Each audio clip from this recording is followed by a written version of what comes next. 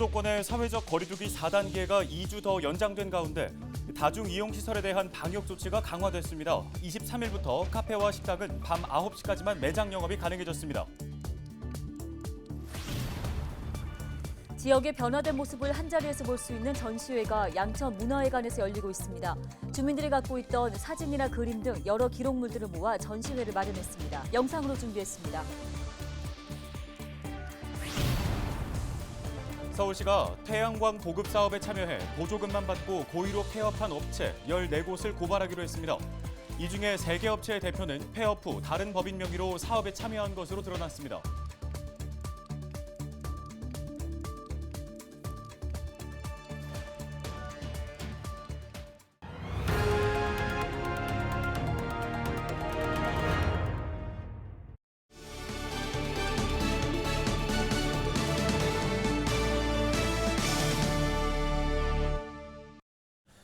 여러분 안녕하십니까? 헬로티비 뉴스입니다. 코로나19 신규 확진자가 이틀 연속으로 2,000명대를 기록했습니다. 8월 첫째 주까지 유행 증가세가 둔화하는 양상이었는데 둘째 주부터 다시 증가하는 추세입니다. 네, 결국 정부는 현행 거리두기 단계를 연장하기로 했습니다. 코로나19 관련 소식 손성혜 기자가 전해드립니다. 정부는 휴가철 이동량 증가와 전파력이 강한 델타 변이 우세 종화로 확진자가 늘고 있어 거리두기 연장이 불가피하다고 설명했습니다. 우리가 매우 유사한 방역 체계를 가진 일본의 사례를 보면 급격한 유행 폭발의 위험은 상존하고 있음도 알 수가 있습니다. 유행이 더 커지지 않게 방역에 집중할 필요가 있는 상황입니다. 정부는 현행 거리두기 단계를 2주 더 유지하면서 다중이용시설에 대한 방역 관리를 강화했습니다. 먼저 식당과 카페, 매장 영업시간이 밤 10시에서 9시로 1시간 단축됩니다. 편의점 안에서 음식을 먹는 것, 식당이나 카페, 편의점의 야외 테이블을 이용하는 것 역시 동일한 시간 제한이 적용됩니다. 오후 6시 이후 모임 가능 인원은 2명에서 4명으로 완화됐는데 단 백신 접종 완료자 2명이 포함된 경우에 한해서입니다. 식당, 카페의 경제적인 어려움과 예방 접종 효과를 고려한 최소한의 조치입니다. 식당, 카페를 제외한 확진자가 많이 나오는 다른 다중이용시설에 대해선 종사자의 선제 검사를 강화했습니다. 목욕장과 실내 체육시설, 노래 연습장, 학원 등의 종사자는 4단계 지역에선 일주일에 한 번씩 PCR 검사를 받아야 합니다. 서울에선 19일 하루 동안 556명이 새로 늘었습니다. 양천구 확진자는 18명, 은평구 확진자는 35명입니다. 새로 발생한 확진자의 53%는 기존 확진자 접촉입니다. 주요 집단 감염 발생 현황을 보면 수도권 실내체육시설 관련 확진자는 3명이 추가돼 누적 확진자가 10명이 넘었고 강남구 건설 현장 관련 확진자는 3명이 늘어 지금까지 26명이 감염됐습니다. 수도권 감염병 전담병원 병상 가동률은 80%대까지 올라갔고 서울시 중증 환자 전담 치료 병상은 58개가 남아 있습니다. 20일 0시 기준 전국의 1차 백신 접종률은 48.3%입니다. 정부는 9월 말에는 전체 인구의 70%가 1차 백신 접종을 완료할 것으로 보고 있습니다. 헬로티비 뉴스 손성혜입니다. 서울시 베란다형 태양광 보급 사업에 참여한 업체 5곳 중 1곳이 보조금을 받고 3년 내에 폐업한 것으로 조사를 했습니다. 서울시는 베란다형 태양광 보급업체에 대한 전수조사 결과를 발표했습니다. 조사 결과 2014년부터 올해까지 태양광 보급 사업에 참여한 업체 68곳 중 14곳이 보조금 수령 후에 3년 내에 폐업을 한 것으로 나타났습니다. 폐업업체 14곳이 받아간 보조금 액수는 118억 원입니다. 이 중 4곳은 협동조합 형태였는데 이들 업체가 118억 원 중 77억 원을 수령한 것으로 확인됐습니다. 폐업 업체 중 3개 업체 대표는 폐업 후 다른 법인 명의로 서울시 베란다형 태양광 보급 사업에 다시 참여한 것으로 확인됐습니다. 서울시는 이들 폐업 업체가 보조금 수령 후 5년 동안 정기 점검, 무상 하자 보수 의무가 있다는 걸 알면서도 고의로 폐업을 한 것으로 보고 사기죄, 위계에 의한 공무집행 방해 등으로 형사 고발하기로 했습니다. 또 폐업 후 명의를 변경해 신규 사업에 선정된 3개 업체는 계약을 즉시 취소하고 향후 5년간 서울시 보조금 관련 사업에서 배제하기로 했습니다. 서울 서북 3구 일자리 박람회가 23일부터 3주 동안 열립니다. 서북 3구는 은평구와 마포구, 서대문구로 이번 박람회는 비대면으로 진행되는데요. 지역 일자리 플러스 센터를 통해 신청한 기업들이 참여하며 구직자들은 박람회 홈페이지에서 일자리 정보를 확인한 뒤에 원하는 기업에 입사를 지원할 수 있습니다. 다음 소식입니다. 양천구가 주민들이 가지고 있던 사진 등 여러 기록물들을 모아서 전시회를 열었습니다. 네, 마을과 함께하는 삶이란 주제로 양천 문화회관에서 열리고 있는데요. 영상으로 준비했습니다.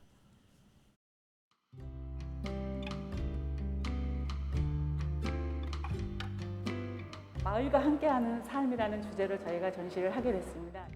주민 대상으로 자료를 공모를 해서 한 100여 장의 자료가 수집이 됐어요.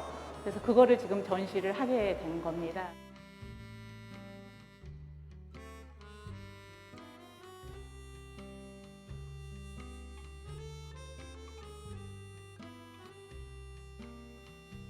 어른들이 그린 지도하고 아이들이 그린 지도가 굉장히 다른 게 보이실 거예요. 아이들이 그린 지도에서는 떡볶이집이나 아니면 뭐 게임방, PC방 이런 것들 위주로 지도를 그려서 한번 보시면 되게 재밌을 것 같아요.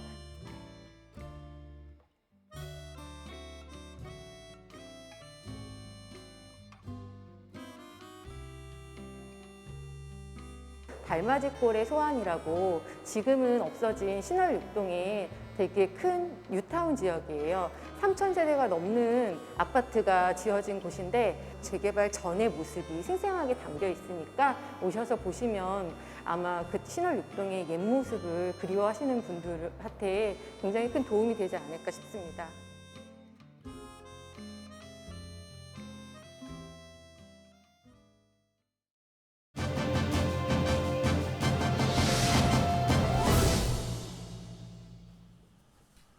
올해 벌집 관련 소방 출동이 지난해보다 크게 늘었다고 합니다. 추석을 앞두고 벌초 등 야외 활동 시에는 벌쏘임 사고에 주의하셔야 할 것 같습니다. 네, 관련 내용을 양천소방서 홍보교육팀 김건환 반장 연결해 들어보겠습니다.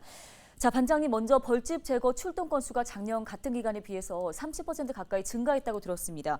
이유 어떻게 분석하십니까?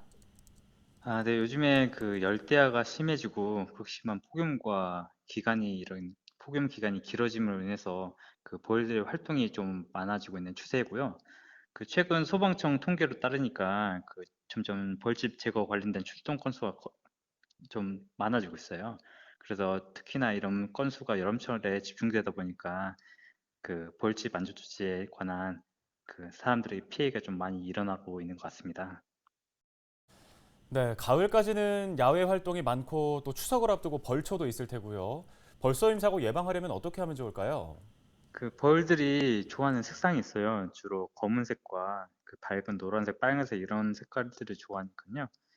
그 이런 옷들 입고 야외나 활동하실 때 좀 피하시는 게 좋고, 또 특히 그 향이 강한 향수라든지 화장품은 좀 피하시고, 어디 야외 활동할 때는 꼭 긴팔과 또 머리 같은 거 잘 보호하실 수 있는 모자를 밀짚 모자 같은 거 쓰시고 활동하시면은 좀 피해를 좀 덜할 수 있습니다.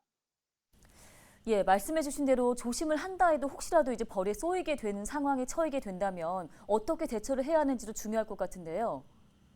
네, 벌에 쏘였을 때 그 벌에 쏘인 부위를 잘 관찰하셔가지고 혹시 벌침이 아직도 남아있다면은 그 안전하게 벌침을 제거하는 게 중요하겠고요. 혹시 벌에 쏘인 다음에 그 국소 부위에 통증이라든지 좀 있을 수 있으니까 얼음찜질로 좀 찜질하시면 좀 완화될 수 있고요. 혹시나 그 알레르기 반응이 있으신 분들이 있는데 그 열이 나거나 또는 그 국소 부위가 붓거나 목이 붓거나 숨쉬기 힘들거나 이런 쇼크 증상이 있을 수 있으면은 바로 119 신고하셔가지고 병원에서 적극적인 치료를 할 수 있도록 방문하시면 좋겠습니다. 네, 관련 도움 말씀은 여기까지 듣겠습니다. 양천소방서 홍보교육팀 김건환 반장이었습니다.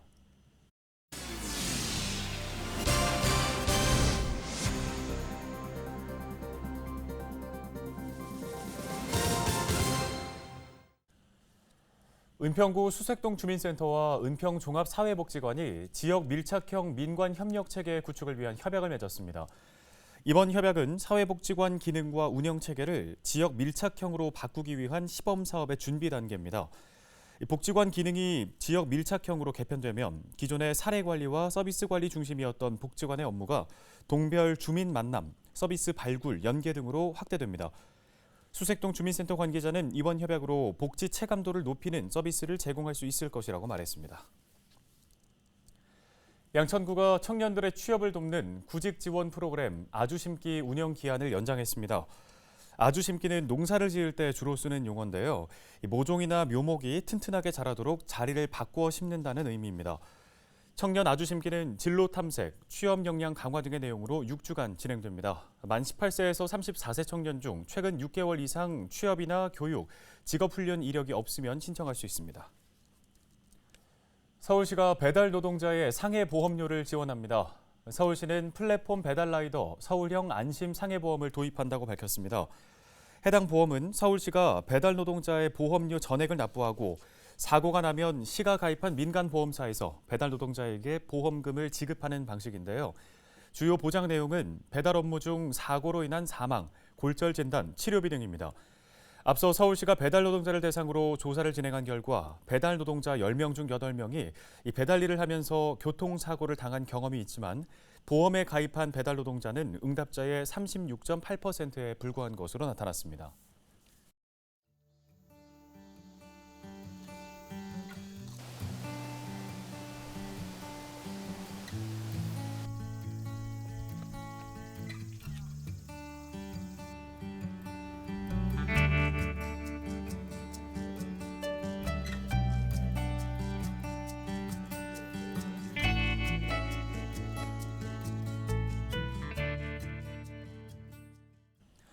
헬로티비 뉴스, 저희가 준비한 소식은 여기까지입니다. 네, 시청해주신 여러분 고맙습니다.